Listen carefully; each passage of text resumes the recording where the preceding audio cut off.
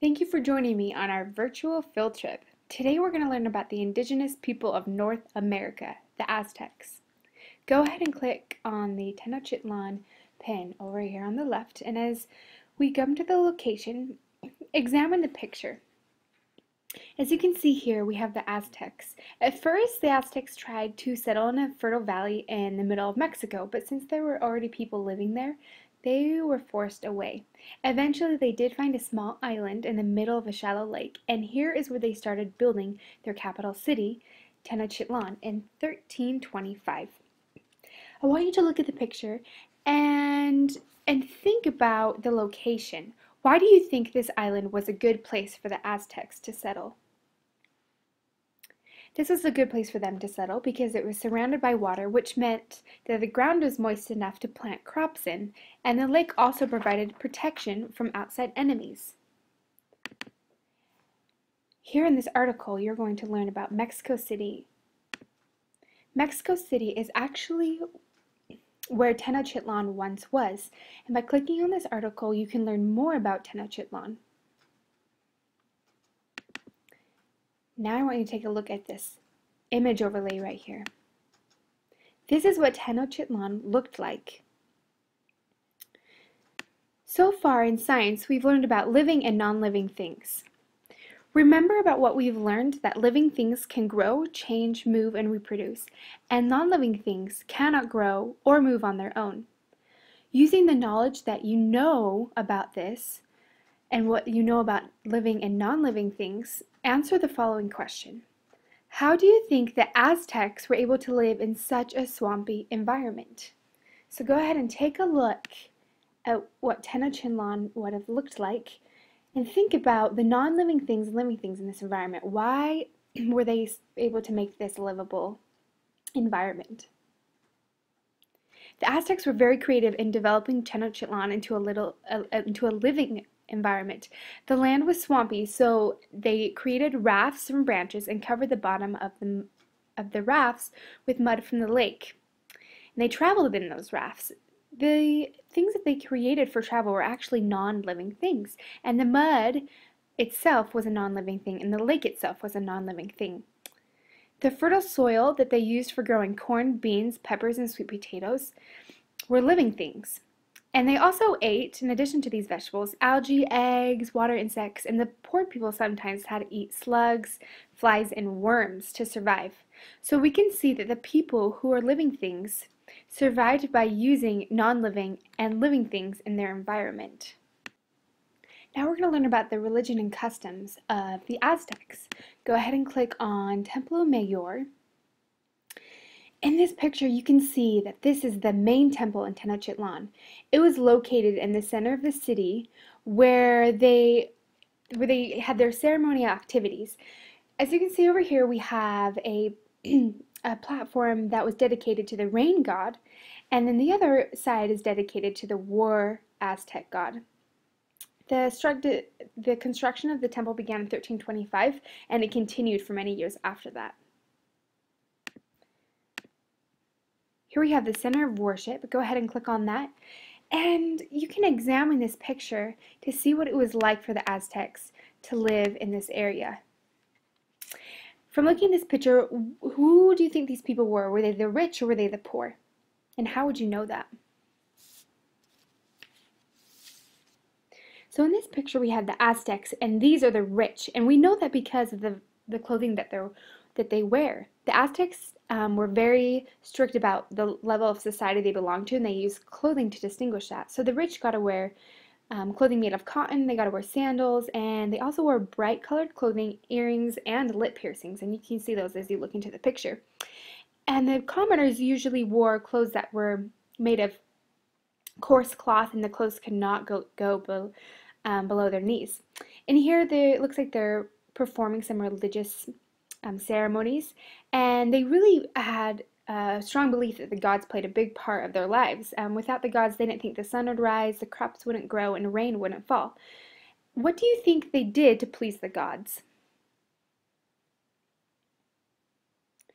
What the Aztecs did to please the gods, they actually performed sacrifices, and this was sacrifices of human beings.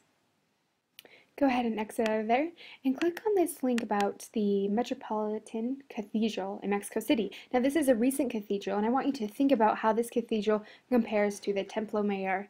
In your opinion, what is the difference between these two religious sites?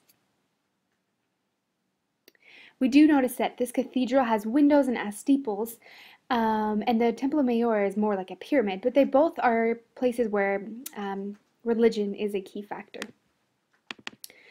Go ahead and take a good look at the Aztec art, language, and customs. So here we have the solar calendar, and the Aztecs believed that time was like a wheel. It was endlessly turning, and they used the calendar to calculate time. Social rules were really strict in Tenochtitlan, and they believed that the rich people got to govern the empire, and the poor farmers were given a plot of land. And if the fathers fought bravely in the Aztec wars, then they were given more land. But if the family failed to work the land properly, it was taken away from them. So these show the commoners and the work they're doing for the land. Their writing system was very interesting. They used something called a codex, and these priests or scribes would draw symbols in bright colors, and this is a way that they could keep their stories and traditions going in the land. What I want you to do is click on this link, and you're actually going to create your own Aztec code, which is going to be really fun. So go ahead and click on this link, and it'll take you to a step-by-step process that you're going to do. I want you to pretend that you are an Aztec woman, child, or a man, and create a story from their perspective about growing up in Tenochtitlan. And I have all the resources and a sheet of symbols that you'll use at the front of the classroom, and we will work on these together. I want you to think about the importance of having a writing system. Why do you think it's important to have a writing system in a community? It's important to have a writing system. That way people can pass on their traditions and beliefs, just like we keep journals and we do family history today. All right, now that we have that assignment out of the way, we're going to go over to Cuba. I didn't think Cuba would be related to Tenochtitlan, but it actually is.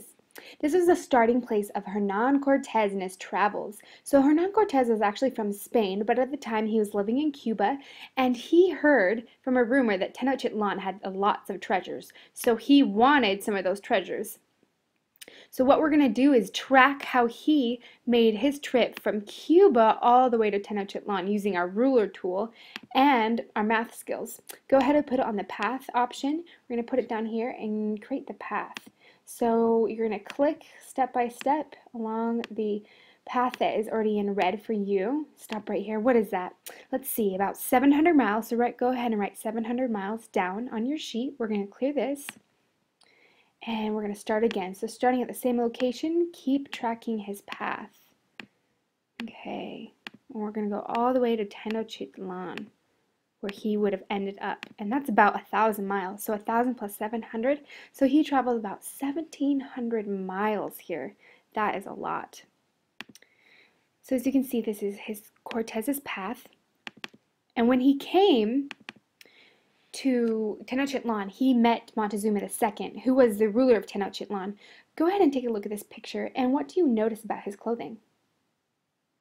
So you notice that he is wearing a turquoise green in part of his clothing, and it was said that only the emperor could wear this color, and he really lived in luxury. And at the time, Tenochtitlan had reached his maximum size, so they are very proud of their land. And it just so happened that Hernan Cortez was welcomed with open arms. However, he did end up murdering Montezuma II, and he murdered a lot of the other Aztecs, and it was really hard on them. And eventually, over time, Hernan Cortez stole the riches from Tenochtitlan, took them to Spain, was deemed a hero, and then came back, and the Spanish actually built Mexico City over Tenochtitlan, which is what it is today. Okay, I'm going to go ahead and have you watch this video on the side. And this video is about how the Spanish overtook the Aztecs. So after watching this video, in what ways were the newcomers different from the Aztecs? So the Spanish had religion, language, and they had horses, and the Aztecs had never seen this.